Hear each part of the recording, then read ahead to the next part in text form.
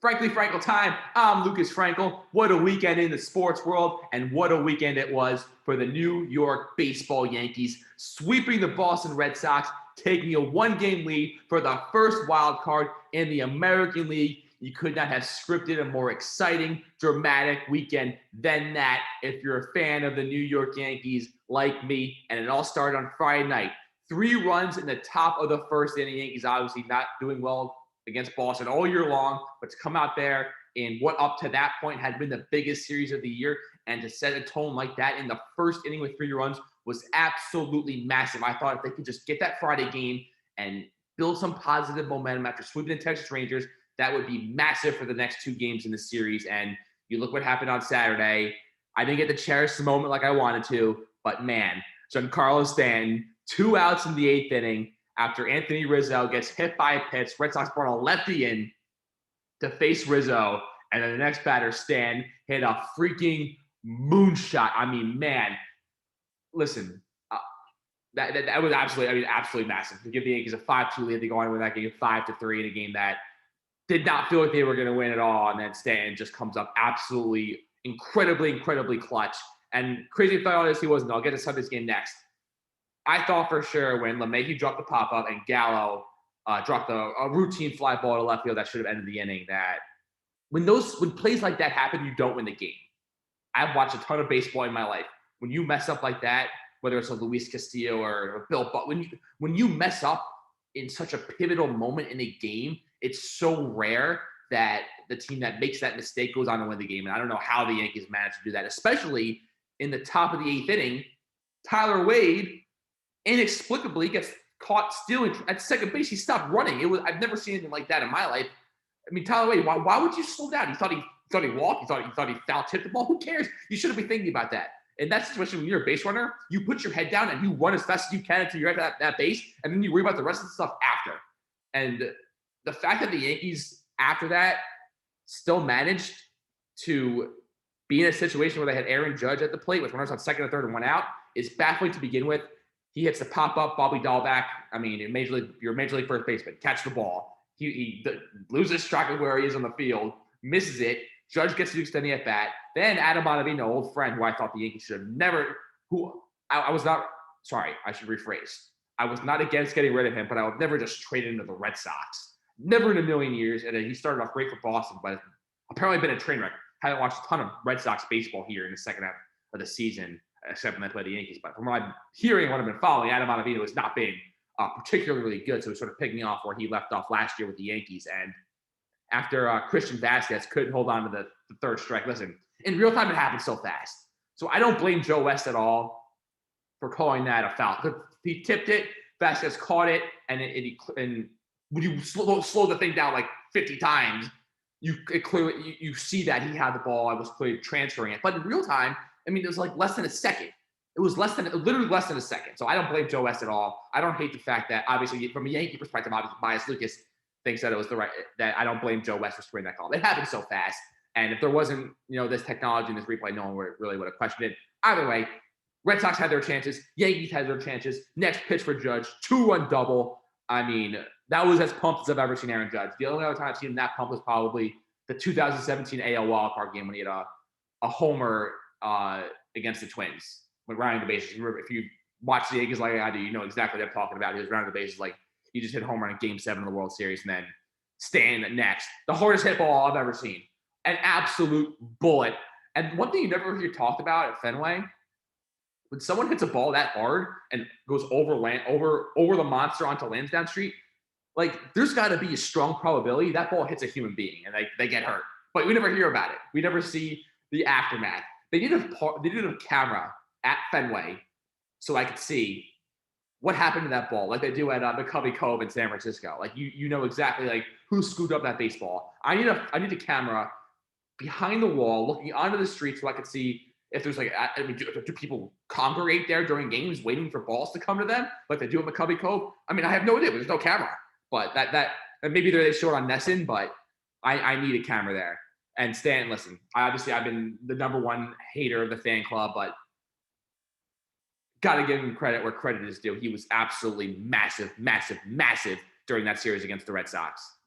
That being said, though, until he does, I need to see in the wild card game. I need to see him come up big in the wild card game if the Yankees somehow do get there, and I need to see him win a. The reality is, in order for me to officially get off the Stanton bandwagon and the hate train, he's got to win a World Series. If A-Rod never won a World Series, he would be the single most hated player on my list of all time. There would be no close second. He would be at the top of the list. But because of the way he performed in 2009, I can't hate the guy. He basically single-handedly put the team on his back and won a World Series. And until Stan does that, there will always be a World Series cloud over him. But that being said, I will never forget those 3 games that he put together in Boston. You saw the list. It was like the players have like 3 homers, 10 RBIs in the series against the Red Sox in history. For the Yankees, it's like Stanton, Ruth, Mantle, and DiMaggio. I mean, that's the freaking list. He's on the list with Stanton, with Ruth, Mantle, DiMaggio, and I mean, those are, when you talk about like baseball history, those are 3 of like the top 10 players of all time. And cannot say more about what he did. But listen, the job is far from finished. 3 games against the Toronto Blue Jays, who own us. They own the Yankees. Indisputed point. They own us in every conceivable way, and they're pitching their best here in these next 3 games. They got Ryu, they got Barrios, and they got Robbie Ray. And obviously the AL sign will be decided.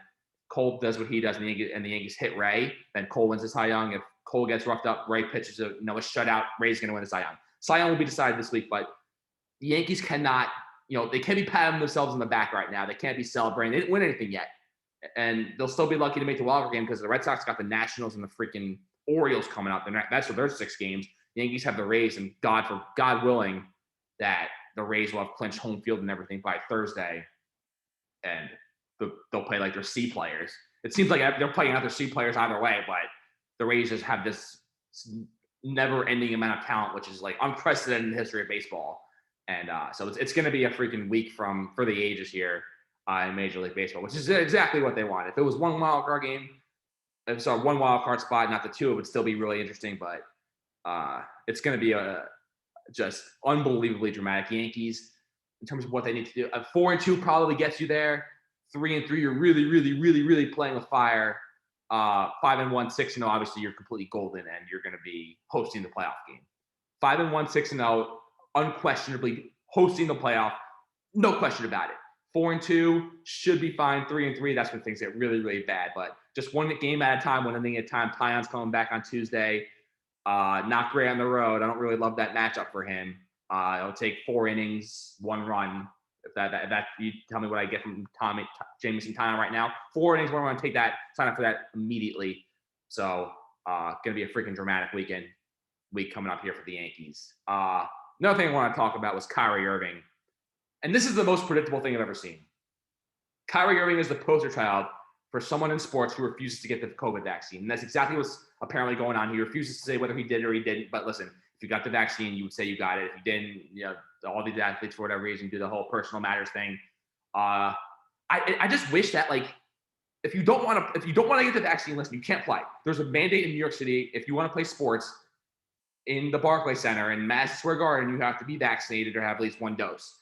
And listen to Kyrie Irving. You're on the record with doing this. This is not new. If you don't want to play, just retire. Just get out of my face. I don't want to deal with this. No one wants to deal with your bull crap right now. Either you want to play or you don't. And listen, it's your choice. But don't be playing this little game here where you're like, I'm not telling anyone. I don't know what I'm doing. Just like I could just so see him just retiring. And don't waste my time with this, Kyrie. Like, the Nets, this is the best chance they've ever had to win a title in their history.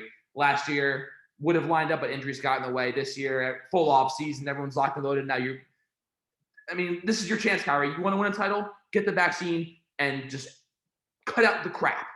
But if you don't want to play, then just retire. I'm not playing this game for the next month with you. I'm not doing it. Regular season starts in about a month. Either you want to play or you don't. I'm not playing this game with you. I'm just not. So make up your damn mind immediately, because I'm not having it in any conceivable way. And the longer you drag this on, the more mad I'm going to get at you. You don't want to get on my crap list, because that's not a place you want to be. Believe me. Meanwhile, last thing before we go, the New York Jets. I mean, my God, when's it going to end? Are they ever going to be good again in my lifetime? Will there ever be a time where the Jets are competitive again in my lifetime? Because it doesn't seem like they're ever going to be. They're 0-3, shocker. They've been outscored 51-6 the last 2 games. Zach Wilson may never recover from this start. They've been outscored 51-6 the last 2 games. He can't hit water if he fell out of a boat. He is a complete and utter train wreck. His confidence has to be -3 trillion right now, which is why I was really on board with him not starting the season as the quarterback, because you see what's happened. And I mean, the Jets can't block for him. He's holding the ball too long. The receivers can't get separation. It is the single worst case scenario that you could ever have for a rookie quarterback. Besides the second half of the Carolina game, I mean, he was shut out in the first half. He scored 6 points against the Patriots, and he scored 0 against the Broncos. He had 1 good half in 3 games, which is pathetic.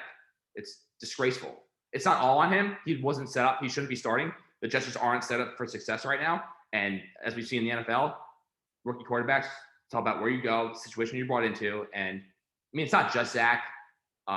Trevor Lawrence isn't exactly lighting up. He's got the same amount of interceptions as Zach Wilson does. Justin Fields played probably, the worst game of rookie quarterback to be 6 of 20, but they averaged 1.1 yards per play, which is almost unfathomable. But man, this is getting really, really ugly, really, really, really fast. And you look on the other side, Sam Darnold and Teddy Bridgewater are 6-0. Darnold, not as. You could argue the biggest Jets mistake in the last 4 or 5 years was not sticking with Teddy Bridgewater. He's proven to be, whenever he's been on, besides last year, really in Carolina when they had injuries to McCaffrey, all he does is win games. He was great with the Saints when he filled in for Drew Brees, and now he's 3-0 with the Denver team that's got an elite defense. Granted, he needs great pieces around him, but what quarterback doesn't? Teddy Bridgewater, Sam Darnold, 6-0, Zach Wilson, and the Jets, 0-3. And the reality is, everyone was on this. I believe in Joe Douglas. In Joe, we trust. But the reality is, the 2020 draft is as bad of a draft as any Jets GM has ever had in the history of the franchise. Mekhi Becton, has looked great when he's played, but the reality is he can't stay on the field. He hasn't been able to play. He's out like another month or 6 weeks or so with the surgery he had. He was great last year, played 1 game and then got hurt. So that's your first round pick, MIA. Second pick, Denzel Mims, inactive. Why the hell is Denzel Mims inactive?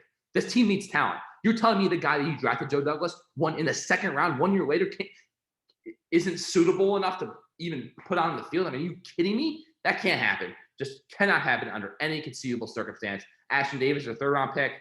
I believe he's on the PUP list. Other 3rd round pick, Jabari Zuniga, got cut in the preseason. Now is on the practice squad. So that's your 1st round pick, 2nd round pick, and 2 3rd round picks from the 2020 draft, all contributing nothing to this franchise. In the 4th round, LaMichael Pirine, running back, inactive. Don't believe he's been active for a single game this year. James Morgan, quarterback you drafted in the 4th round. He's on the Carolina Panthers backing up Sam Darnold. That looks great. And then Cameron Clark, I've never even heard of him. He's not active either. The only one who's active from the 2020 draft is Bryce Hall. And they Braden Mann. I don't know. I believe he got hurt in week 1. So literally, you had a draft pick, a 1st round pick, a 2nd round pick, 2 3rds, and 3 4ths. And none of those guys are playing. What do you expect? If you're going to draft like that, you're never going to be good again. And the Jets are paying Joe Douglas a lot of money, and they are getting 0 contribution from his draft class. That is abominable. It is so hard to mess up a draft like that. It is really, really difficult. And I was talking about it yesterday with a couple of NFL guys. The single worst Jets draft pick in the last, 10, 11 years. Christian Hackenberg was a complete abomination in the 2nd round. And Geno Smith is still in the league, but he never really had a prayer either. So aside from those, this draft as a whole has just, it's an F- times a million. Just terrible. And I don't know when the Jets are ever going to be good again. It is a complete debacle. And I'm just happy that I don't get emotionally invested anymore because they are not worth my time. That'll do it for Frank with Frankel. Hope you enjoyed.